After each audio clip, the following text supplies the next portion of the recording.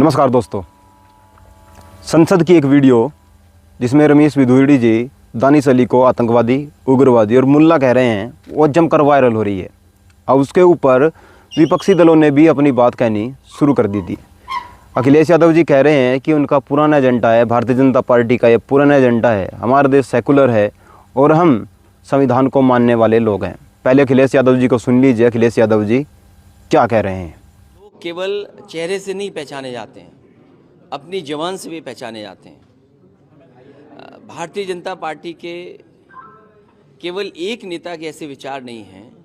अगर हम पुराना उठा करके देखें तो बहुत सारे नेता ऐसे मिलेंगे जिन्होंने न जाने कितनी अनपार्लियामेंट्री लैंग्वेज में उन्होंने टिप्पणियां की हैं।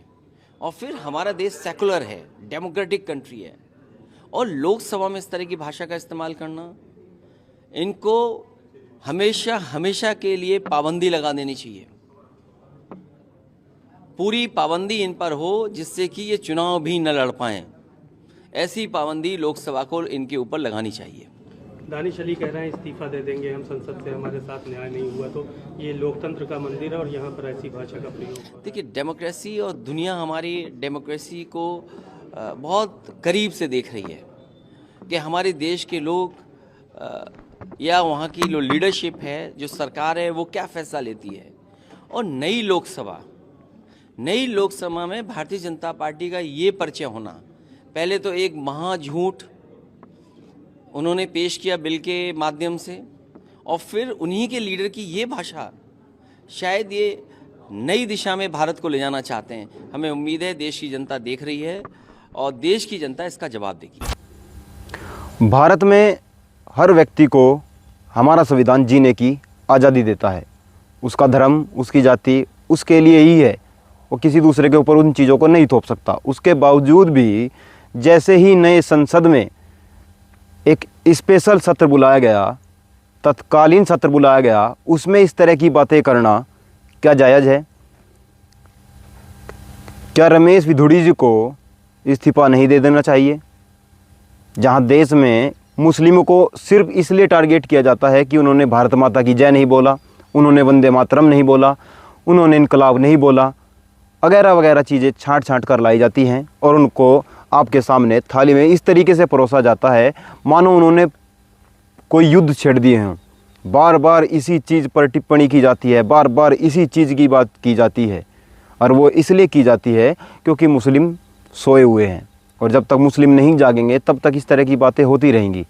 और उसके पीछे कारण है अनएजुकेशन। जब तक अनएजुकेशन रहेगी, मुस्लिम अनएजुकेटेड रहेगा, तब तक ये बातें होती रहेंगी। मुस्लिम को पढ़ने से कोई लेना देना है ही नहीं, उनको सिर्फ वहाँ पता है यहाँ से बच्चे होंगे पैदा, 2 4 5 बच्चे पैदा करो। और जैसे जैसे मुस्लिमों को एजुकेशन आई है, तब से बच्चे भी 1 2 या फिर 3 पर सीमित होते जा रहे हैं। अगर इसी तरीके से देश में चलता रहा, इसी तरह के जहर घुलते रहे और घोले जाते रहे, तो शायद देश बर्बादी के कगार पर खड़ा हो जाएगा। एक तरफ तो हम भारत को विश्व गुरु बनाने की बात कर रहे हैं, डिजिटल इंडिया बनाने की बात कर रहे हैं, वहीं नए संसद में इस तरह की बातें हो रही हैं, ए मुल्ला तू रुक जा, तू उग्रवादी है, तू आतंकवादी है। जब किसानों ने आंदोलन शुरू किया 3 काले कानूनों के खिलाफ, उस समय भी इस तरह की बातें किसानों को कही गई। उनको पाकिस्तानी, उनको खालिस्तानी, उनको उग्रवादी, माओवादी, आंदोलनजीवी, अनेकों प्रकार के नाम दिए गए। लेकिन अंत में हमारे देश के माननीय प्रधानमंत्री, जिनका पूरी दुनिया में डंका बजता है, उन्होंने माफ़ी मांगी और कहा मेरी तपस्या में शायद कोई कमी रह गई थी। इस तरह की बातें क्या हमारे देश के लिए जायज़ हैं? क्या मुस्लिमों को सोचना नहीं चाहिए? क्यों उन्हीं के ऊपर कटाक्ष किए जा रहे हैं?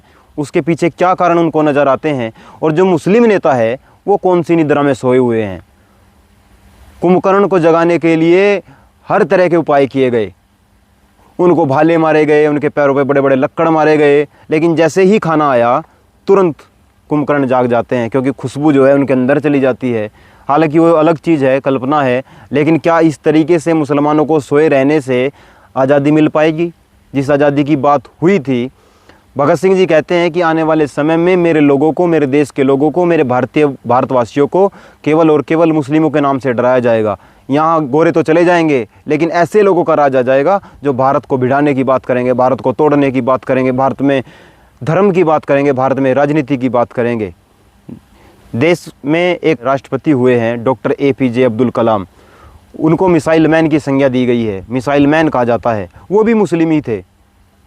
बहादुर शाह जफर भी मुस्लिम ही थे। और भी न जाने कितने क्रांतिकारी मुस्लिम हुए, लेकिन एक ही चीज़ पर फोकस कर दिया जाता है और उसके पीछे का कारण है मुस्लिमों की हठ धर्मिता, क्योंकि उनको धर्म से आगे कुछ दिखता नहीं है, वो आंखें बंद कर लेते हैं जैसे ही धर्म की बात आती है। अगर वो भी सोच समझकर सवाल करें और संविधान को पढ़ें, तब जाकर इनके मुंह पर ताले लगाए जा सकते हैं।